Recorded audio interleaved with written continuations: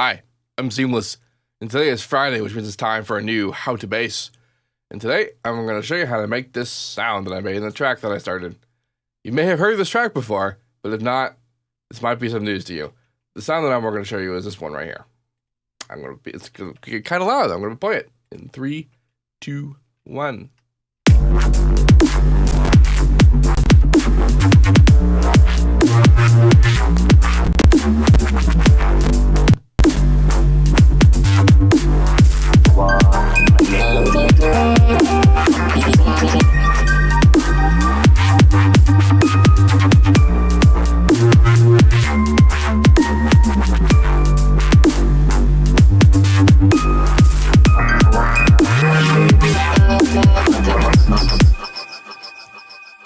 Let's hear that bass by itself.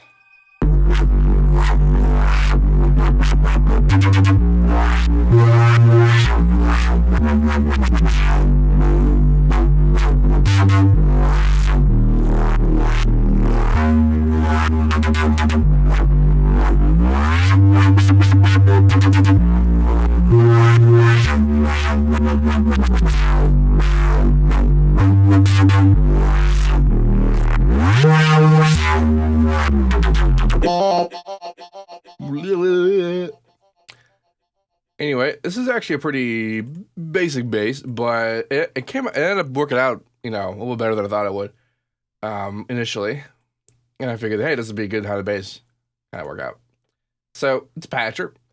The initial bass is a Harmer. This is a regular Reese thing. I guess actually isn't. Oh yeah. Okay. So this is not a regular Reese thing. Back in the day, I might have shown you a particular Harmer technique where I detune the detune here just a little bit, and then that creates a kind of a Reese wobble. The problem with doing that is that it does detune the thing. Because what it's doing is that it's moving all the harmonics away from the fundamental tone. The fundamental tone being the bass note and the harmonics being all the other ones. And even if the bass note is the same, is the correct pitch, the fact that all the other ones are different pitches means that it's going to sound out of tune. So I thought, why don't I do the opposite? Why don't I move the fundamental away from the harmonics? And actually, in this case, this one has no fundamental. The fundamental is only in part B.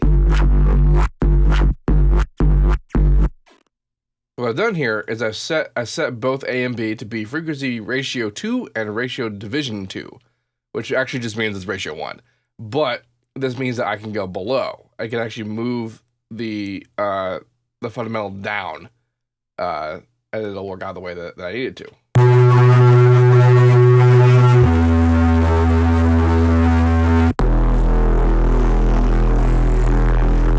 You can kind of hear it doing it. The reason why it sounds all washed out like that is because in part A, I have this unison profile going on, harmonic unison pitch window. And then also in the local EQ, I'm doing this. I'm pumping up some of the lower harmonics after the second harmonic, well, the first harmonic, and then I'm bringing down some of the mids up here. And this is creating a very washed out kind of sound. And actually, if you've been following How to Bass, this is actually pretty similar to, actually pretty similar to when we push an EQ into distortion and then EQ it out later. This is more or less what's happening. We're pushing these particular harmonics up a bit louder into the distortion, which is happening here, which is hell type distortion. And there's a little bit of prism, and I don't think anything else is happening in here. This is happening, right? I'm telling the unison to shut up really fast so that it's a smooth sound and that the pitch difference in the fundamental versus the rest of the frequencies is causing the opposed to the actual unison, and then it's being distorted. And then the first EQ that happens is way over here. It's just a high pass. Oh, I think it's this guy. No, that's this guy. So this is a high pass. I'm bypassing the high pass. That's weird. Then it distorted again. I'm bypassing it again. Interesting. I know what I'm doing. And so I decided to do a whole bunch of chorus, flanger, and phaser and these things, but I'm doing them parallel. That is to say, they're not in series. They have each their own individual inputs. This would be like if you're in the mixer and you're saying this one's the phaser, this one's the flanger, and this one's the chorus, and then they're all being routed into a third, And there's actually a fourth one that's also just the dry signal from the original bass itself. And they're all going into they're going into the fucking wave shaper to be distorted. And then there's just a bandpass.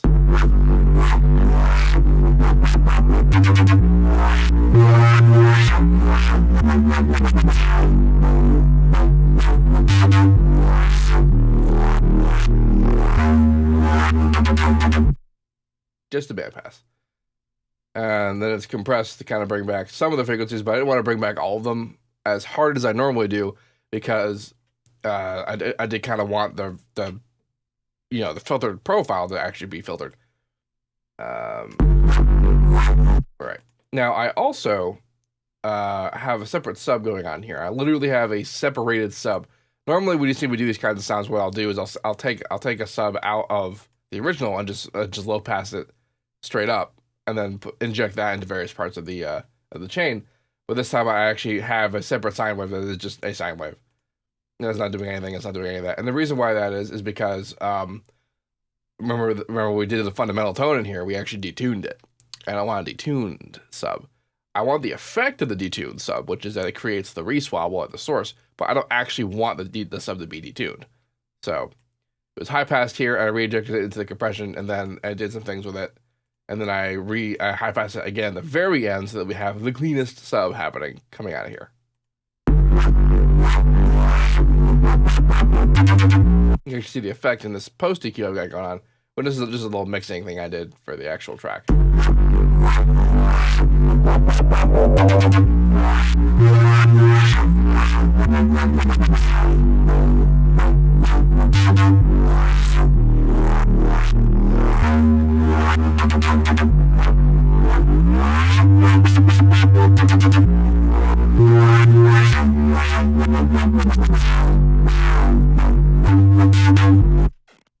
Just fun to see that clean sub. See, the sub separation concept that I mentioned in the production basic video, if you didn't see that, it discussed the idea that not only can we do a sub separation via high passing everything in a bus and then having one separate sub for everything, but you can also do this per sound. You can make the high pass happen, and then you can make the bass work out in the individual sound itself. It's a little bit harder to manage, just because you have to make sure that the sine wave sub is at the same level for every sound that you're using in the song. But a little bit of compression can take care of that as well on the master if you're going to be doing that kind of deal. As it happens, every sound in this track is going into a sidechain channel, and then it's being sidechained by the drums.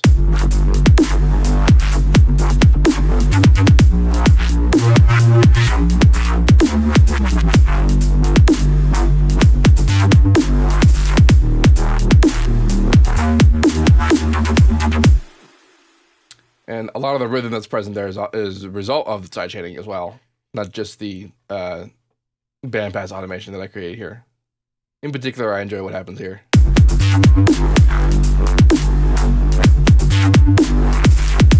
Yeah, it's cool.